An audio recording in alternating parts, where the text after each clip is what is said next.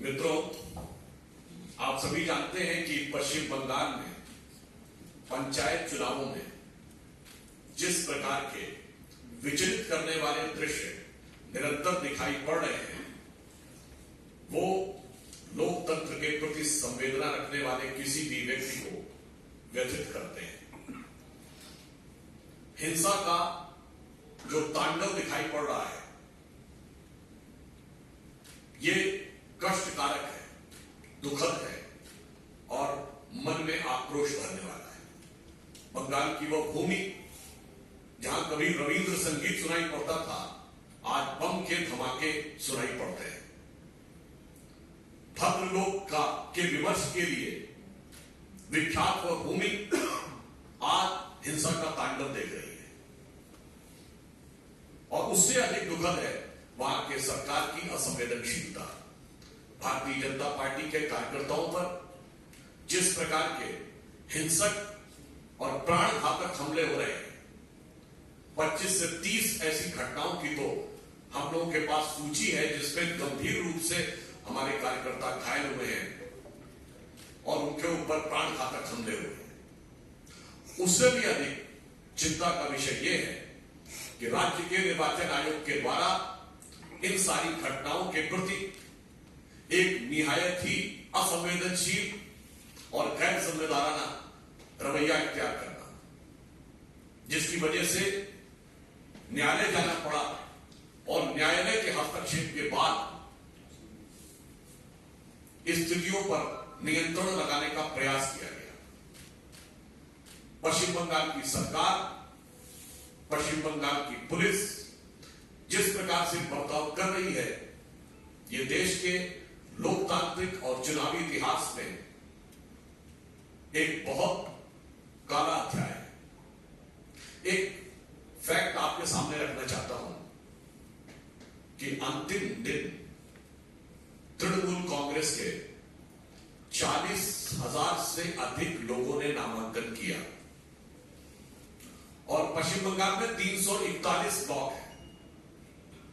4 घंटे के अंदर यदि 40,000 से अधिक लोग नामांकन करते हैं केवल 341 ब्लॉक में, और इसमें तो अन्य भी दलों के लोगों ने नामांकन किया है अंतिम दिन। ऐसा तो नहीं है कि सिर्फ तृणमूल कांग्रेस ने किया है, लेफ्ट ने भी किया है, कांग्रेस ने भी किया है, हमने भी किया है। यानी औसतन एक व्यक्ति के नामांकन का समय 2 मिनट के आसपास आता है। अब व्यवहारिक दृष्टि से समझा जा सकता है कि सरकार और राज्य की चुनाव आयोग के दिशा निर्देश में काम कर रही चुनावी मशीनरी कितनी ईमानदारी से काम कर रही है। यदि एक नामांकन पत्र को सरसरी नजर से भी देखना हो कि उसके अंदर कोई गलती नहीं है, तो 2 मिनट में नहीं देखा जा सकता। 5, 7, 8 मिनट तो आपको देखने में लगते हैं। इसके बावजूद इस गति से हुए नामांकन ये दर्शाते हैं कि सरकार किस प्रकार से व्यवस्था को हाथ में लिए है। और मैं पूछना चाहता हूं, जो लोग कहते थे कि democracy is almost finished in India, तो I want to ask them a categorical question that the level of violence which is being witnessed in West Bengal, the democracy is flourishing और इट इज वैनिशिंग। ये लोकतंत्र का उद्भव दिख रहा है या तिरोभाव दिख रहा है? और जिस प्रकार से नामांकन की प्रक्रिया का मैंने उदाहरण बताया, क्या ये लोकतंत्र का उपहास नहीं है?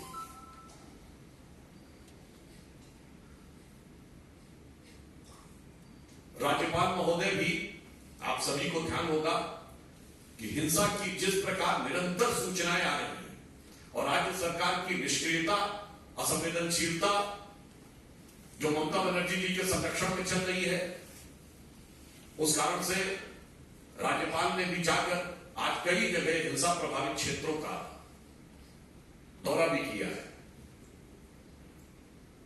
मैं यह भी बताना चाहता हूं कि इस प्रकार के घृणा, हिंसा और प्राण घातक हमलों के दौर में भी भारतीय जनता पार्टी के 50 50,000 से अधिक कार्यकर्ताओं ने अपना नामांकन किया।